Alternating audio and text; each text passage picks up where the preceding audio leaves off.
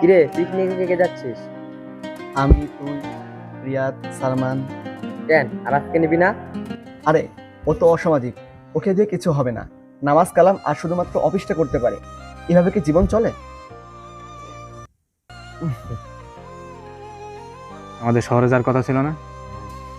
ওই দেখ সাহেব আইছে। হ্যাঁ তো। কি অবস্থা দোস্ত? আচ্ছা ভাই, তুই জীবনটাকে এত কঠিন বানায় রাখছিস কেন? আচ্ছা দোস্ত, তোর অফিস টাইম কখন? 9টায়। কিন্তু কেন? আচ্ছা, এই টাইমিং কে চালু করেছে? Office authority. তুই ওখানে নিজ শ্রমে প্রত্যেক মাসে লাখ লাখ টাকা আর্নিং করছিস। এসব অথরিটি মেনে চলার দরকার কি? তোর যখন ইচ্ছা যাবি, যখন ইচ্ছা আসবি। তুই কি আমার সাথে ফাজলামো করছিস নাকি?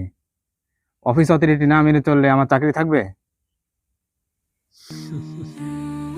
এক্স্যাক্টলি।